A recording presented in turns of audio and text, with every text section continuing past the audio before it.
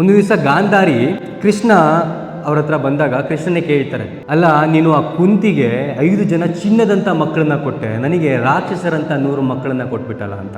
ಆಗ ಕೃಷ್ಣ ಹೇಳ್ತಾರಂತೆ, ಇಲ್ಲಮ್ಮ, ನಾನು ನಿನಗೂ ಕೂಡ 100 ಚಿನ್ನದಂಥ ಮಕ್ಕಳನ್ನೇ ಕೊಟ್ಟಿದ್ದೆ, ಬಟ್ ನೀನೇನು ಮಾಡಿದೆ, ನನ್ನ ಗಂಡನಿಗೆ ಕಾಣಿಸ್ತಿರುವಂಥ ಪ್ರಪಂಚ ನಾನು ಕೂಡ ನೋಡೋದಿಲ್ಲ ಅಂತ ಹೇಳಿ ನಿನ್ನ ಕಣ್ಣಿಗೆ ನೀನು ಬಟ್ಟೆ ಕಟ್ಕೊಂಡೆ.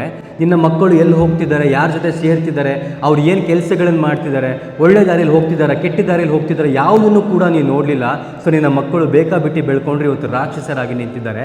ಆದರೆ ಕುಂತಿ ತನ್ನ 5 ಮಕ್ಕಳಿಗೋಸ್ಕರ ತನ್ನ ಇಡೀ ಜೀವನವನ್ನೇ ಮುಡುಪಾಗಿಟ್ಲು.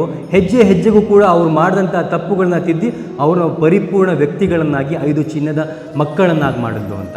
ಅಂದರೆ ಪೇರೆಂಟಿಂಗ್ ಎಷ್ಟು ಇಂಪಾರ್ಟೆಂಟ್ ಅಂತ ಹೇಳ್ತಿರೋದು. 20-25 ವರ್ಷಗಳ ಕಾಲ ಮಕ್ಕಳನ್ನ ನೀವು ಹೇಗಾದರೂ ಬೆಳ್ಕೊಳ್ಳಿ, ನಿಮಗೆ ದುಡ್ಡು ಬೇಕಾ, ಕಾಲೇಜಿಗೆ ಫೀಸ್ ಬೇಕಾ, ನಾನು ಕೊಡ್ತೀನಿ, ನೀನು ಓದಬೇಕು ಅಂತ ಹೇಳಿ ಬಿಟ್ಬಿಟ್ರೆ ಮಕ್ಕಳು ಬೆಳೆಯೋದಿಲ್ಲ. 20-25 ವರ್ಷಗಳ ಕಾಲ ನೀವು ಕಣ್ಣಲ್ಲಿ ಕಣ್ಣಿಟ್ಟು ಆ ಮಕ್ಕಳನ್ನು ನೋಡಿಕೊಂಡ್ರೆ ಆಮೇಲೆ ನಿಮ್ಗೆ ಅದ್ರ ಫಲ ಸಿಗುತ್ತೆ ಹೊರತು 20 ವರ್ಷಗಳ ಕಾಲ ನೀನು ಹೆಂಗಾರ ಮೇಯ್ಕೊಂಡಿರುವಂಥ ಬಿಟ್ಬಿಟ್ಟು 25ನೇ ವರ್ಷಕ್ಕೆ ನೀವು ಮೂಗ್ದಾರ ಹಾಕಕ್ಕೆ ಹೋದರೆ ನಿಮ್ಮ ಸಮೇತ ಮೂಗ್ದಾರನೂ ಕಿತ್ತಾಕ್ತಾರೆ. ಇದು ಇವತ್ತಿನ ಜನ್ರೇಷನಲ್ಲಿ ಆಗ್ತಿರೋದು.